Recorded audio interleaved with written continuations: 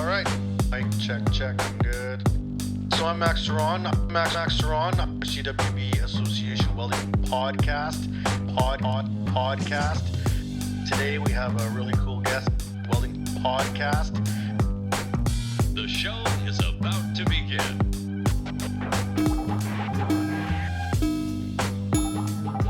Hello and welcome to another edition of the CWB Association Podcast. My name is Max Ceron, and as always, we're bringing you the best and most exciting guests we can find across this nation and globe. We are always looking for new talent of all different types, and we're looking for different stories that people have from their histories. Today, we have Tara Chambers coming to us from the east of Canada, the Ontario region, and she's connected, as I just learned in the pre-show talk, to another episode. So we're going to get to that. But Tara, how are you doing? I'm doing pretty good. How are you? I'm doing pretty good. I'm at the end of my day, and it sounds like you're I'm ending my day, and you already ended your day. So how was work today? Today was actually pretty peaceful, which is not always the case. So I'm very thankful for this podcast that it was so relaxing. Is it usually some mayhem at work? Yeah. There's usually some mayhem. Yep. All right, so let's get into where you are. So, Tara, where were you born and raised? I was born in London, Ontario, and I grew up in a small town just outside of London called Dutton, Ontario. It's very small. Not many people from Dutton, Ontario. I lived there until I went away to university. And Dutton, what's Dutton famous for? Is it cute as a button? That's the first time I have heard that, and I might use it. Dutton is as cute as a button.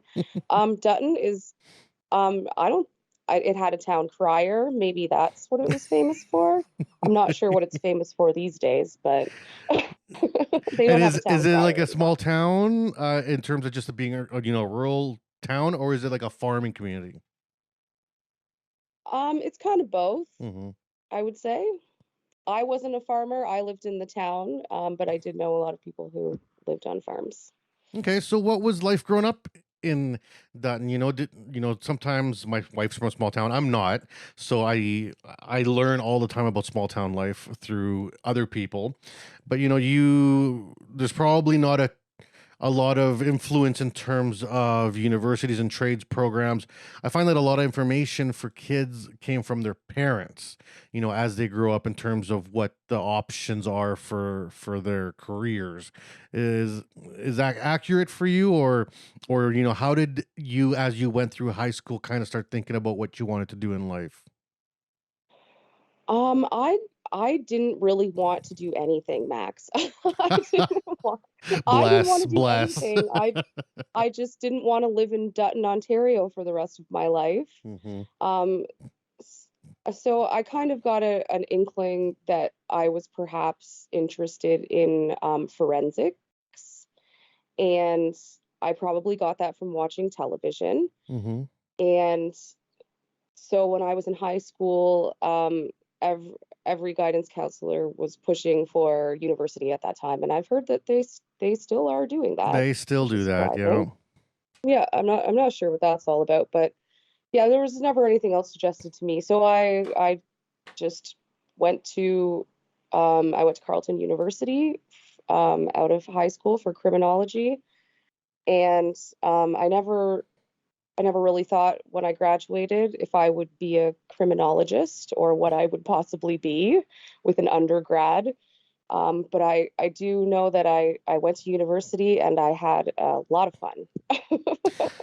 Well, you bring up an interesting thing, concept that I suffered myself as a, immediately out of high school, university person that then did nothing with it. Well, I shouldn't say that. That's rude. It helped me in life in general, but criminology is very interesting. I have books on criminology behind me in my library because I took a bunch of classes on criminology when I was working on my major, which was philosophy. Okay. Oh, that's Uh, a good one. yeah. And it opens up this exact kind of question that you made a statement of is I wasn't really sure what I was going to do with it when I was done. Now, some things are obvious, like an engineer is going to go be an engineer, or, like a geologist is going to go crack rocks somewhere. But in the liberal arts side, there's like this belief that the undergrad is like kind of not a job yet.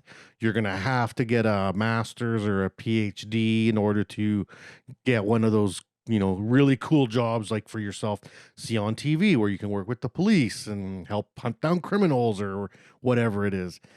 What did you think, aside from having super fun in university, which I did too? University was a blast. It took me like 9 years to pay it off, but whatever. What did you think coming out of university, especially in that, those that final year, final semester, in terms of work? Were you like confident you were going to be able to find something with this degree in criminology? What did you think you were going to have happen? I didn't know. I had no idea. Hmm. I I had kind of an unfortunate ending to my university career. My father was very sick, and I had to move home, and he eventually died of cancer. So I had to finish university from far away from Ottawa. I did it in Kitchener. And so when I graduated, it was more, I just kind of felt a relief and Just to be that done. I had that I'd finished it, and I had finished it before my father died, so he knew that I had accomplished something, even though Hmm. it wasn't really a thing. Like I I remember kind of feeling like, okay, I'm done. Where's everybody who wants to hire me? Like, and hire me for what? I had no idea. Just people want to hire me now because I have a degree. Yeah, And and that did not happen. I worked at Shoppers Drug Mart, and then I was a security guard at a car factory, and I was an emergency response dispatcher there for years and years, and until I decided to go and redo the post-secondary education experience. let's drop in the middle of this. You're out of university, you have this degree, and this is something universities do terribly in some programs, and I think it's probably different by university by program. But myself, I had kind of the same experience where none of the instructors gave me any like, hey, when you're done with this degree, you should maybe look at X jobs, or because there's no philosophy jobs. There's no like I can't find a single No. job, on indeed.ca saying philosopher needed, right? Um, and so like the only job I had was to be a teacher in philosophy or to become a lawyer. Those are like the two things philosopher majors do. And FYI, most lawyers either have a poli sci or a philosophy background, which is I didn't know until I was in philosophy. And I didn't want to do either of those things. So I was like, oh man. And my university came to a crashing halt as well, but because I had kids, not like, yours is much more sad and I'm sad. I'm sorry your dad passed away. But in the end, we kind of have that in common. We were like, now what, right? Now Now you what? Yeah. now you're dropped in this, you're picking up jobs. Did you feel like it was wasted to go to university? Did you feel like you got what you wanted out of it? Or, as you're working at Shoppers or as emergency dispatch at the automotive plant, were you thinking like, geez, I went to university. I thought I'd be doing something else. Or what were your feelings about that? I did kind of think that I would be doing something else. I always kind of thought it would just fall into place. I That's kind of how everyone made it seem like it would go down, right? Like Hmm. you're right, in university it's not like they're saying like this class is going to help you with this job, or it's not like college where it's very connected to what you're going to be doing in the after times. So I just remember feeling very stuck. Like my Hmm. degree was, I wouldn't say useless, like it proved something, but I also know the experience that I had in university, and I was just like an average student. I wrote all my papers the night before, and and I just was kind of like, this represents, it doesn't represent really like me as being a hard worker. It's kind of how I felt about it. So it did kind of feel like a waste. And that's also something really interesting. And for people that don't go to university, it's something that, sometimes gets lost in the mix, is that you run into people that have degrees, they have masters, they have doctors. They could be like a medical doctor. They could be like the person operating on your knee. And they may have graduated with like a 70 and it might have taken them 5 tries. You never know what kind of student people were. Right. Right. Because, you have a degree. It doesn't matter. And it's like getting your red seal. They say a 70 is 100 because all you need is a 70 for your red seal. And if you get a 70 or a 99, the employer doesn't ask. You got a red seal, you're done. Right. It's kind of the same with a degree. You could pass some courses. Some programs, you only need a 60. You could be a 60 student and have a degree and be doing the job out there right beside the person who got 90s. And it doesn't really matter. It's more about what you do once you get out into industry to prove that education. Right. But in college, it's like you said, it's not connected directly to industry. It's like, be free, little fishes. Swim. So as you're working away, did you start formulating a plan? When did the seeds of something else start falling in? So I'm working at this factory and I work these crazy shifts. I work 12-hour continental shifts rotating every 2 weeks, nights and days. They're just absolutely horrific shifts. So I have a coworker who is always saying, Tara, you need to not stay here for your entire life. And of course, my father had died, and I just was like, I don't have the wherewithal or the ambition to improve on this. I'm just going to stay here forever. And eventually, I believed this person, and I started very meticulously planning my budgets and everything, because I'm, at this point, I'm 33. I have my own apartment. I have a dog. I have a car. Like, can I afford to make a change in this grand scale? And so I spent probably a year just like on night shifts, figuring out budgets and if I can even go back to school in any capacity. And then you're looking at your budgets and you're thinking, man, this is going to be tight. How am I going to do this? How do people do this? Yeah. And that's not even looking at programs, because some programs are, 6 months, some are 4 years, so, at what point did you pick up a college, guide that has like the 300 programs that they offer and start trying to figure out what it is you wanted to do? Because being able to do it is half the battle, but what the heck are you going to do? Exactly. So my dad was a carpenter, and he wasn't a carpenter by trade. He was a carpenter in his spare time. He worked for the Ministry of the Environment for his entire career, and he came home and did carpentry every night and on the weekends. And I always felt like a kinship to the trades because of him in that sense. But I also felt kind of like that I already knew a lot about carpentry because of him. Mhm. So that was kind of my jumping off point. And I had known a couple of people in my life who went back to college for not for trades, for anything like that, but later in life, and found great success as a mature student. So that helped propel me as well. And I honestly just thought that welding was the coolest trade. Without knowing anything about welding, I thought welding is like, what is cooler than welding?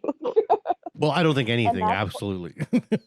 that's why I picked it. I didn't have any basis. I just thought, okay, welding.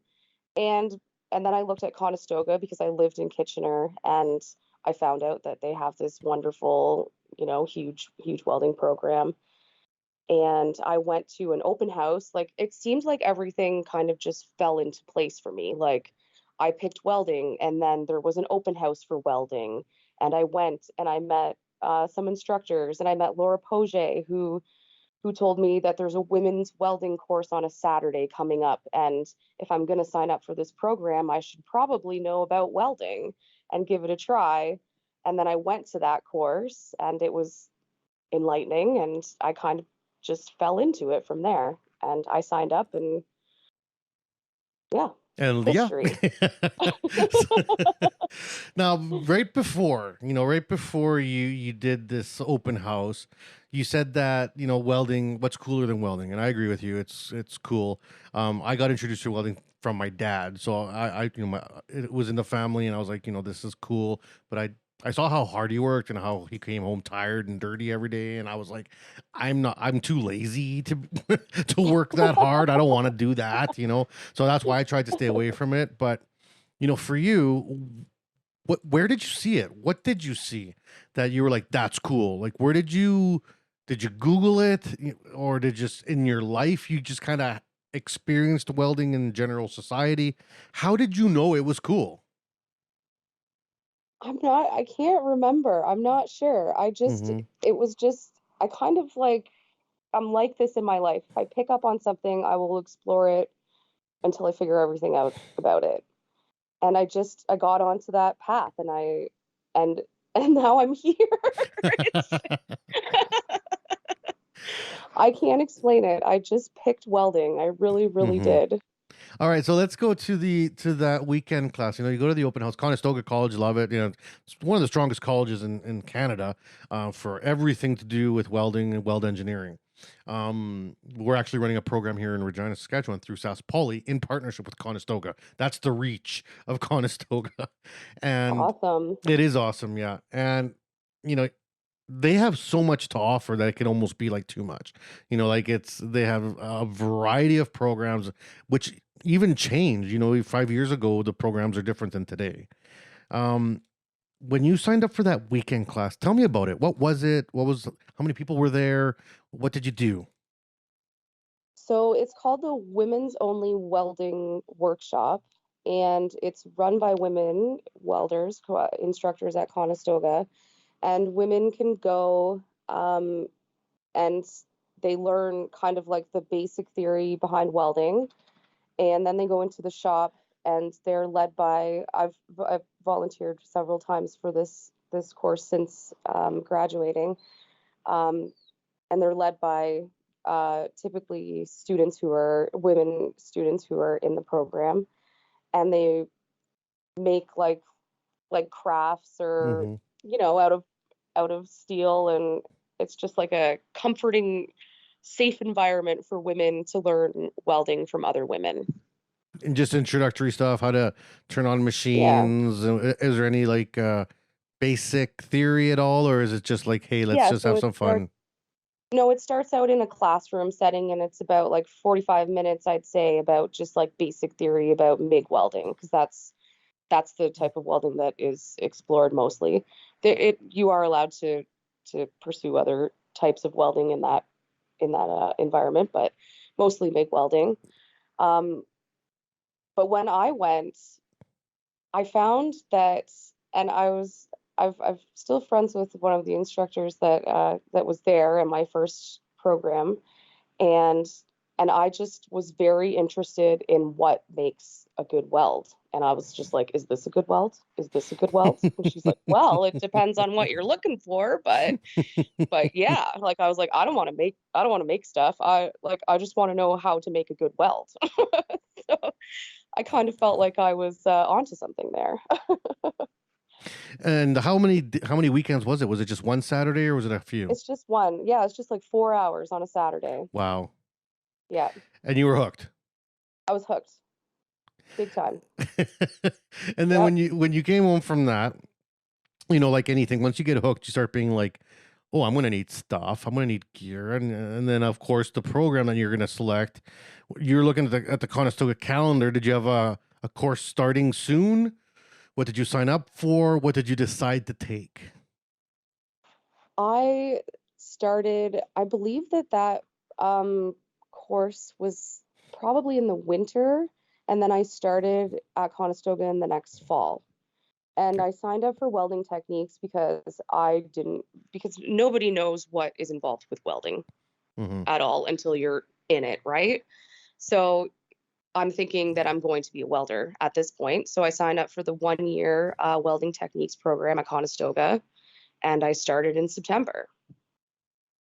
And at this point, you're thinking, I'm going to apprentice. I think you come out of the welding techniques with hours enough for level 1, maybe 2. I'm not sure. A few CWB tickets, get out there, Yep, start working. yep, That's kind of the yep. plan. That was the plan. Yeah. And did it proceed as planned? You finished your first year?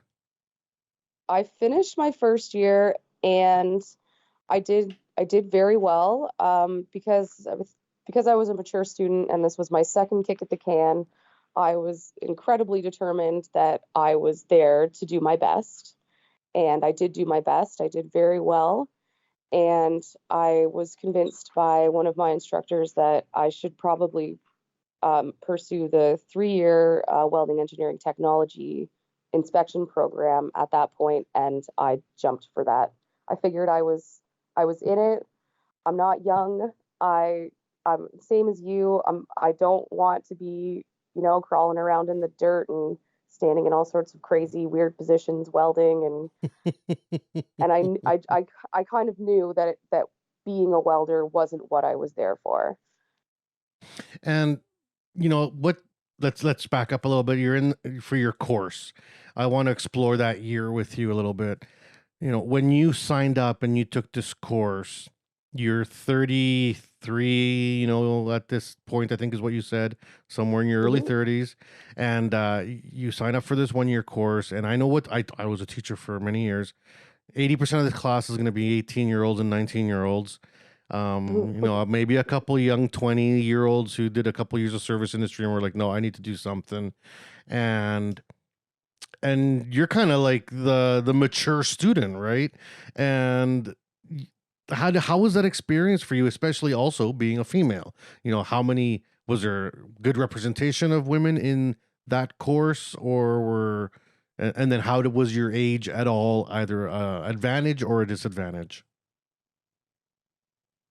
I didn't really find that it was very difficult to be a mature student. I Mm-hmm. think that I had an advantage for sure because I wasn't partying. I already did all of that in university. I was tired of it at this point. So I was very committed, and I got along very well with my fellow students. I felt like I got along better with my instructors because I was closer to their age. Mm-hmm. Obviously, women are very underrepresented in welding courses and in the industry in general. And my years in college were no exception. There was, I think, maybe six women, and that those numbers go down as the years go by. Mm-hmm. But I think that women who choose to go into this have you have kind of, I don't know how to say it. You're expecting it to be a bit tough. You're going And into hostile territory a little bit. You feel like it might be not exactly an area that's going to be comfortable. right, exactly. But I I don't know that there was anything that could stop me. I mean, I Mm-hmm. felt I felt like I was very capable, and I felt like I was supported, and yeah, I thought it was a great experience. I loved being in school, and I would do it again for sure. And Better than working, isn't it? oh, 100%. If I won the lottery, I'd be in school the rest of my life. I always say that I'd be gone. I'd be in university, college. I'd learn how to do every trade and everything if I had unlimited cash. Oh man, that'd be so Yeah. nice. So, you bring up a great point about a female entering a program and how once you're in it, everything you thought that was going to be bad kind of doesn't happen. Yeah, there's this kind of social idea that it's going to be really tough and that the welding world is really, really, stacked against women. And I think in industry that might be in some cases true. You know, there's many, I've heard terrible stories. I've seen terrible things happen. But I find that colleges, learning institutions are doing a really good job of making sure that everyone's comfortable and that everyone's supported. And I would assume Conestoga probably is like that too. You know, like for the women that are entering the programs, it's like this feeling of, well, maybe I'm not going to be supported. We're very underrepresented. But, uh, in the learning institutions, you know, at school, did you ever feel like being a female was in any way hindering you or an extra obstacle? I never did at Conestoga. Yeah. Conestoga has at least 2 female instructors, which is very comforting to women going into this program. I wouldn't say that if they weren't there, that it still wouldn't be as good. The instructors are all awesome at Conestoga. And you're right, it is different in industry, and I do think that Conestoga does a great job of making women feel comfortable in the trades programs. Awesome. So, what was your favorite thing as a welder? What was the thing that made you, Tara, the best, you know, of yourself there? Was it, you know, stick, MIG, TIG? Was it a vertical, you know, short circuit MIG or the open route 6010? What was it that you were really good at that you could shine? In welding? In welding in that first year, I don't know. I wouldn't say that I was like an awesome welder. I mean, I loved stick welding, and I would say that probably my best quality in school was that I went every day, and I went to every class, and I did all of the exercises. That's probably it. So I don't know. you were an awesome student. I was a great student, yes. I mean, I could probably be a good welder if I had the years of training and experience and whatnot, but I don't think anybody is going to hire me to be a welder. Not today. No, you couldn't go out there and hammer out another CWB test. Maybe I could, but I would need some practice. A little refresher. Yeah. All right. Well, let's take the break now, and when we get back, I want to talk about, you know, the engineering, you know, mix program that Conestoga has that you took and where it led to. So, you know, this has been great so far, and I think it's wonderful that people hear the winding paths that exist for so many into finding these wonderful trades. All right. So is that cool with you? Sure. All right, so let's take a break here on the CWB Association podcast. We'll be right back after these words from our fantastic advertisers. The CWB Association is new and improved and focused on you. We offer a free membership with lots of benefits to anyone interested in joining an association that is passionate about welding. We are committed to educating, informing, and connecting our workforce. Gain access to your free digital publication of the Weld magazine, free online training, conferences, and lots of giveaways. Reach out to your local CWB Association chapter today to connect with other welding professionals and share welding as a trade in your community. Build your career, stay informed, and support the Canadian welding industry. Join today and learn more at cwbassociation.org. And we're back.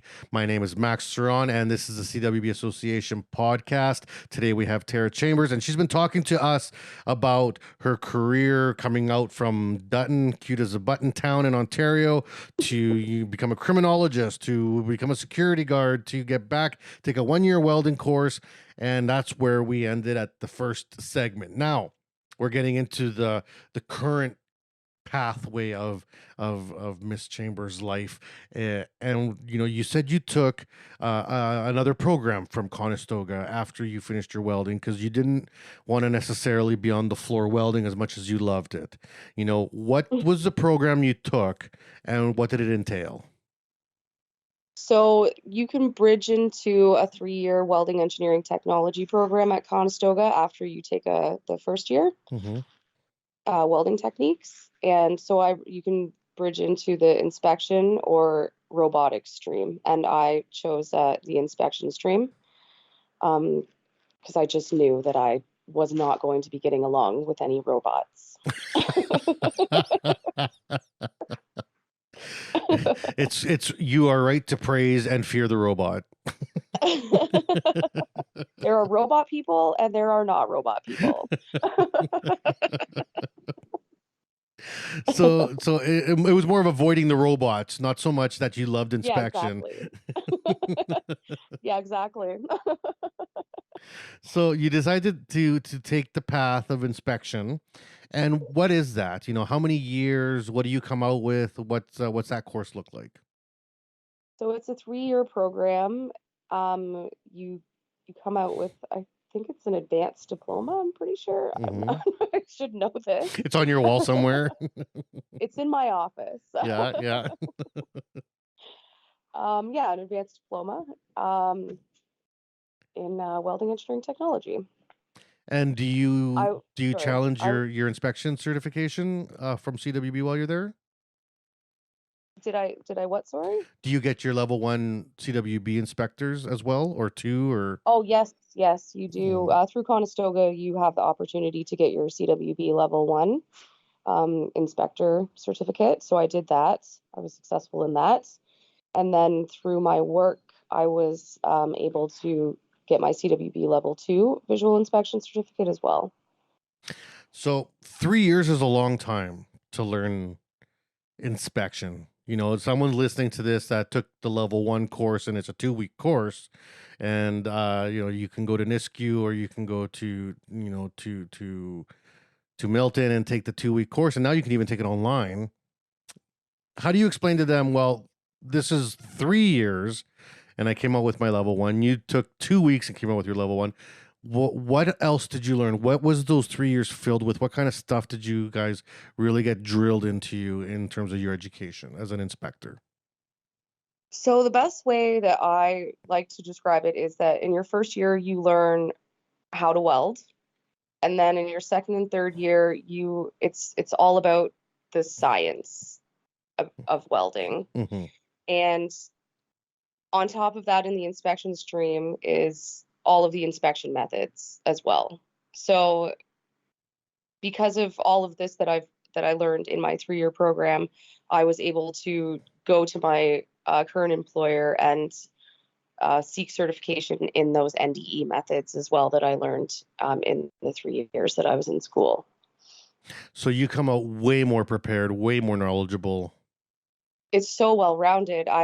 It's hard to describe. You just learn so much about welding. And when you started, you just thought that there was welding. Do you know what I mean? You just thought that there was the action of welding. And then once you graduate, you realize just how many opportunities and jobs exist within welding. So that was kind of the catalyst that pushed me into the 3-year program, was just the sheer amount of doors that open by pursuing the extra 2 years. And you know, it's very interesting to hear you say that, because that's key for anyone to succeed in this trade, and it doesn't matter which angle you go down, is that it's a big rabbit hole, the whole welding world, and the more of it you can get involved with or understand, the more employable you are and the better you're going to be at your job. You know, I brought up the 2-week inspection course because that used to be something that I would gripe about when I was a welder, because I was a welder for a long time. And, you know, I'd be like, I have trained, I have went to school, I do this every day, 8 hours a day. And then I have someone show up with 2 weeks and they're going to tell me that I did something wrong. They don't even know what's happening. You know what I mean? Like, and that would be a point of contention. And on the flip side now, I do think that the inspection program, the CWB level 1 inspector program, is a good program because of the metallurgy you learn and the but it's such a small window. It's like not enough, you know. And I love hearing about these programs where it's so much more. My favorite course to teach is metallurgy. You know, I do videos online. I love that science. I love imagining in my brain like molecules sliding and attracting and diffusing and migrating and being like, whoa. And then when I look at a finished weld, I'm like, that's what happened in there. Like Yeah, exactly. Yeah. Yeah, metallurgy is a huge part of that program, and it is incredibly interesting. Like welding metallurgy is really, really fun. hmm And as you neared the third year, or as you entered your third year and you're coming up on the grad, and I'm trying to make this connection of, you coming up to the end of university and it was like fly free fishies. And now you're coming up on the end of your second trip to college, which is now the third year of the wet program. And how did you feel about your prospects of getting a job or getting out into industry? Was there that same level of get out there, good luck, or how was it for you coming or nearing the end of your term? I felt like it was a complete reversal. I was like, they're waiting for me. Because I was a very, very, very good student. It was my goal to graduate with a 90 average, and I achieved that. And so that I knew when I graduated that I You're at the was top of the there list. for, Yeah. yeah, like I was there for a reason. I wasn't there because my parents told me I had to go to college, or like hmm I was there to get a good job. And I knew that when I signed up for this course, there was I think there was 100% um, job placement rate for that program at that time, and hmm I think it's the same still. So I knew that I was there to get a very good job when I graduated. So at the end of my third year, I was ready. I was ready to apply to jobs, and I went for it. And was it tough? Was it as easy as you thought? I'm just kind of a skewed question. I know the answer because as an instructor, I saw it happen every semester. But did you have trouble finding work at all? I didn't. It didn't.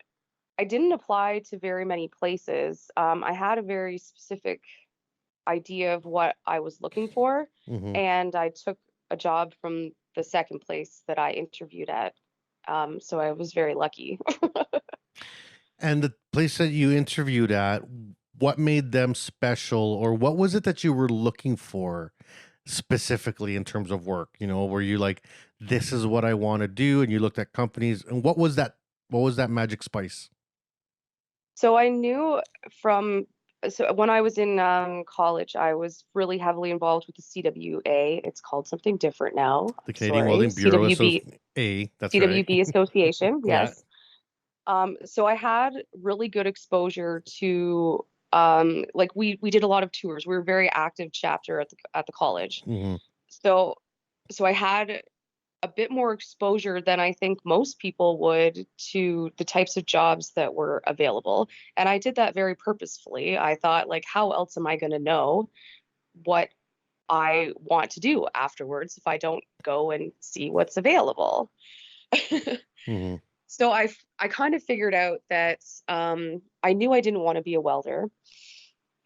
I knew that I didn't want to be on the road. I wanted to go to the same place every day, and I knew that I didn't want to work for a giant corporation. I wanted to Right. know my boss. I wanted to work with my boss, and I wanted to work with the same people all of the time. And that's what I found. And I snatched it up as fast as I could. So you work for a smaller, privately owned company, Right. and what do you do there on the daily? So at Alliance, I am the welding specialist. We currently have two welding specialists. Another Conestoga grad is being integrated. So it's a small enough company that that the department can be growing.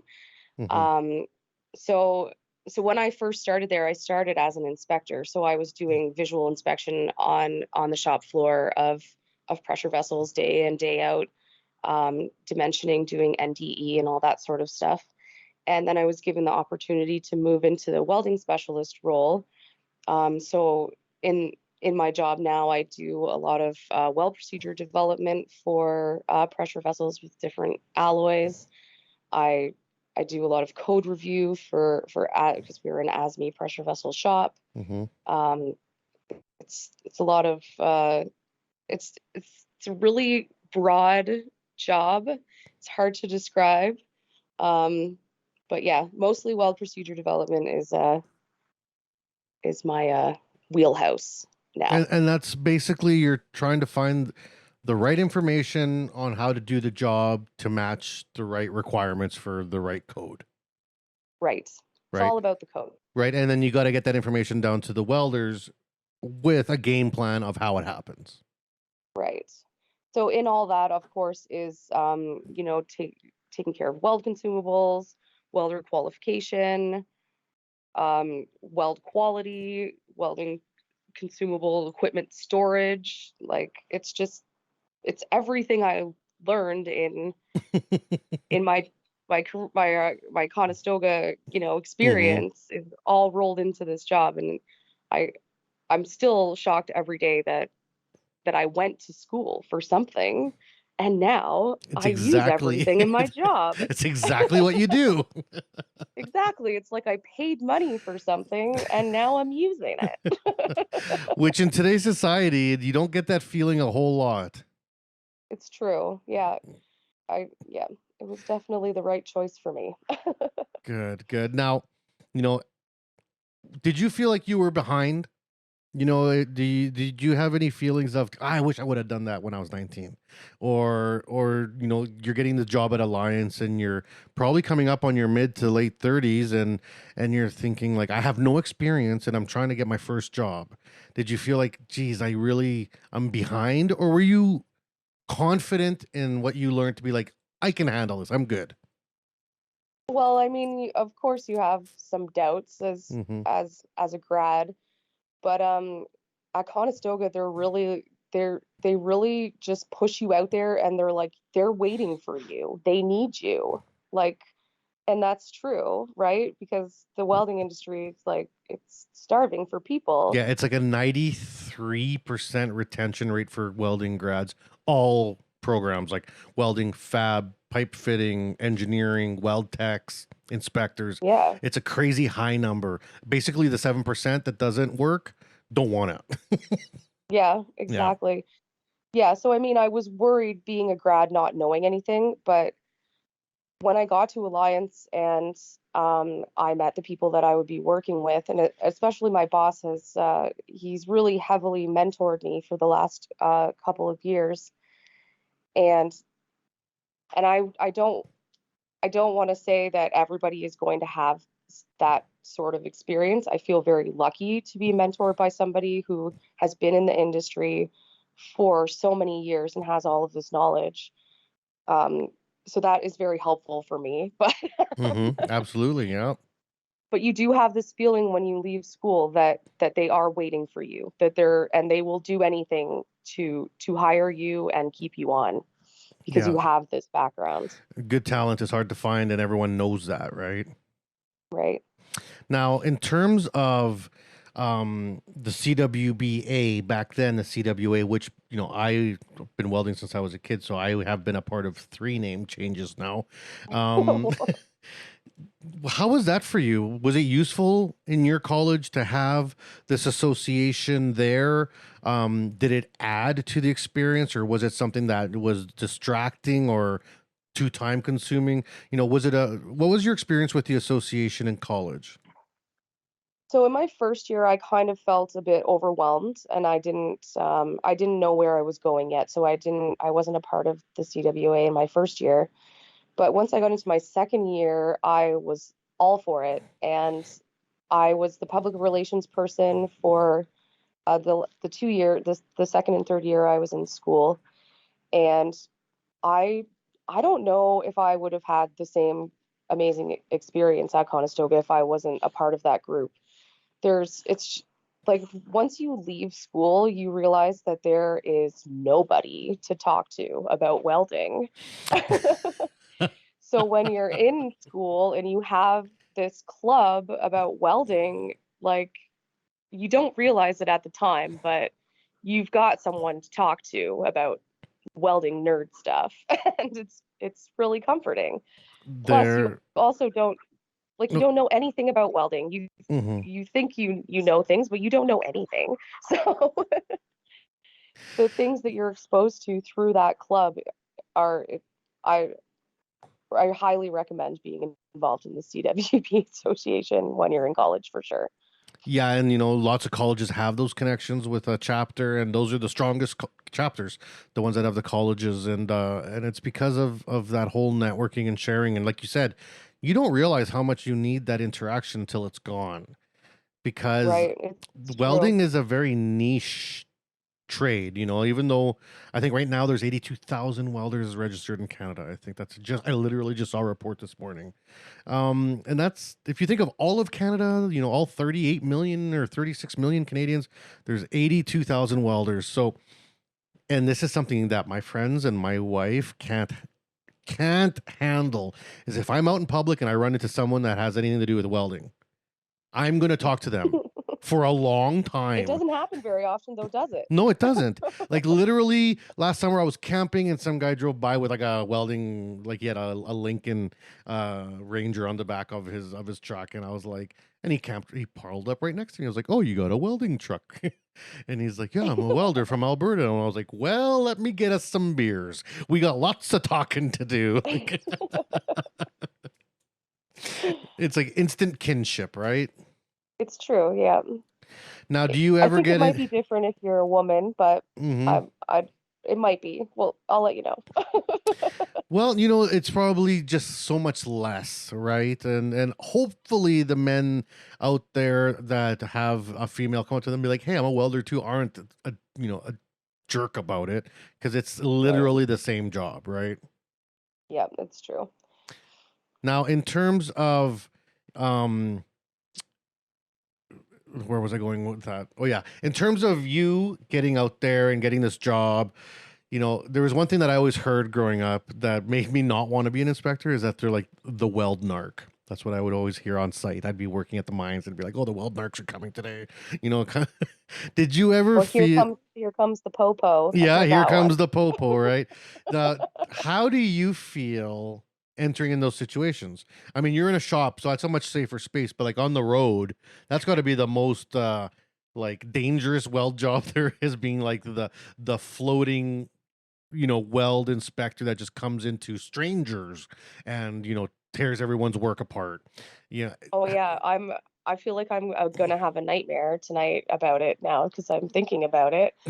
Yeah, no, very lucky to go into a shop environment with the same welders, every day. Mm-hmm. And so when I first went in, I I mean, it's happening. It's gonna happen. You just have to get in there and figure out how you're going to approach it. So Yeah. my approach was always to just be as nice as I possibly could. And that seems to have worked very well for me over the years. And I'm pretty well respected amongst our welders in our shop now. So I think that tactic worked well for me. So you wouldn't just circle it and make a big X over it and put redo and walk away? No, I wouldn't do that. Not that that's ever happened to me, because of course I've never had a weld fail, but No, no, no. no, never, never, never. But I've seen it done to others, obviously. So It's a tricky thing, and I don't know how you teach someone or how you teach a woman to go into a fabrication shop with all men and tell them that their welds are not perfect. I don't know how you teach someone how to do that. I think it's just you just have to have a knack for it. personality is a big thing, you know, like in I'll say old days, I'm coming up on 50, I'm 47. You know, the weld inspector was often seen as a bully. You know, like they would come in and be like a bully, be like, "This is why you did this wrong," or "I'm gonna pull this job," or "I'll shut the shop down." You know, those kind of things that they would say, which is like, we knew it wasn't real, but it was like just a big ego trip. And over the years, it got way better, where it became much more respectful and much more like collaborative. And you know, then you take the level one inspection course, and like the first page is like, you are there not to stop work, like you're there to assist in quality and public safety. It's like, okay, that's the key, you know, like we're trying to make things better, not worse, and make Mm, all, you know. And I think that that's what you got to focus on. because any ego, especially when you're coming in as an inspector, there's already a power dynamic there. Any ego is going to just make it worse. Oh, for sure. And I think that being a woman adds a completely new element to it that Hmm. it's just it can be very unpredictable because you don't know the people at first, and it takes a while to get to know them and how they're going to respond to you, telling them that their welds aren't perfect. But So you wouldn't want to just pick up a shutdown job and go jump into a room of 100 strange welders and start ripping welds apart. I don't think so. No, I don't think I would like that. I wouldn't like that either. Like, No, I would not like that. so now on the, the day to day to your job, you're comfortable, you're happy, you're working away. What's next for you? What do you want to study next? You said you love studying and you love school. So I assume that you're trying to learn something now, or you're thinking about it. Where do you see yourself going, either with this job or with your career? Well, I'm pretty happy at Alliance right now. Hmm.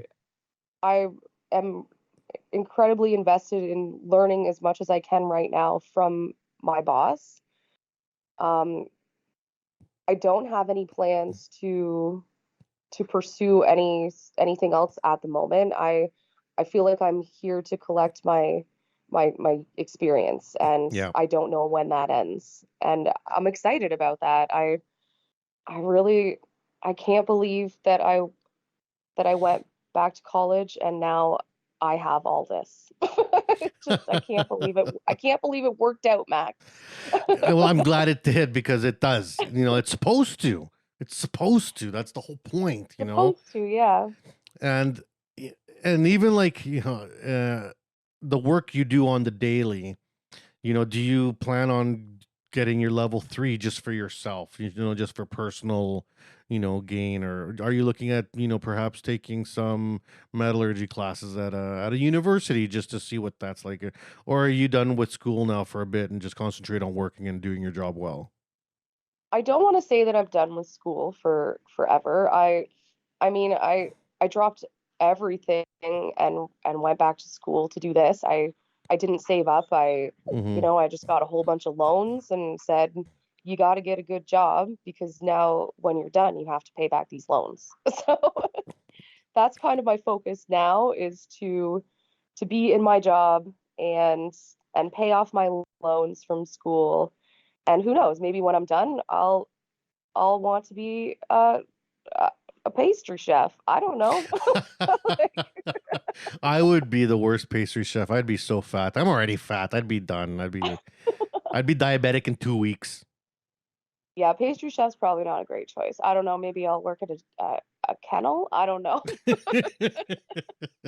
See, my Just hanging out dream. with dogs all I, day. I think I've actually talked about it on the podcast before, but I'd like to be that old guy that works at like the Home Depot.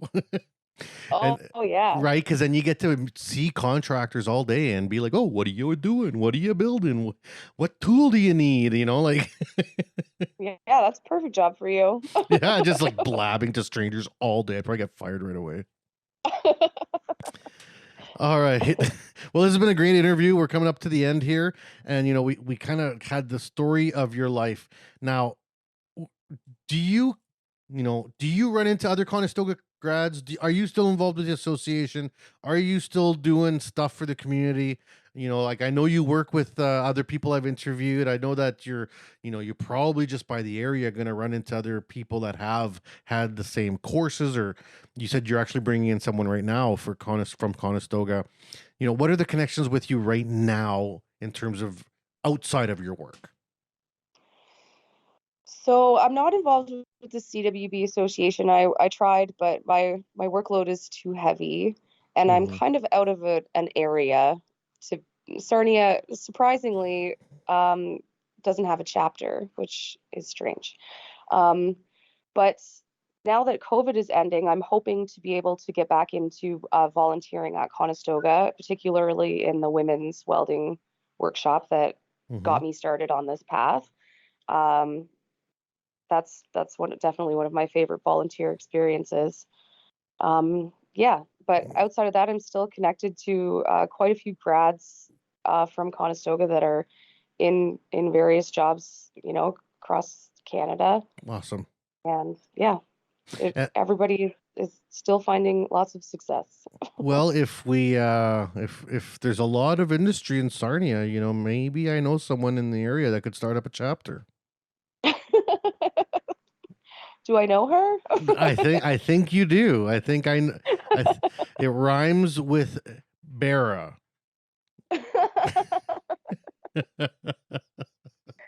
Oh no, now you're getting me in trouble. Anyways, we could talk about that later, all right? So Okay. Yeah, after. We'll talk about it after.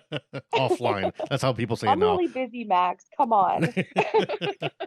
Tell me about it. I'm still working with my local chapter. I'm emceeing an event this Saturday, and I run all the chapters in Canada, but I still get called to be like, you got to come do stuff for the Regina chapter, and I'm like, oh, but then I'm there and I have so much fun. You know what I mean? It's like, Yeah. that's the thing about volunteering for your chapter and working with the CWAs. There's those moments where you're like, oh, this is so much work.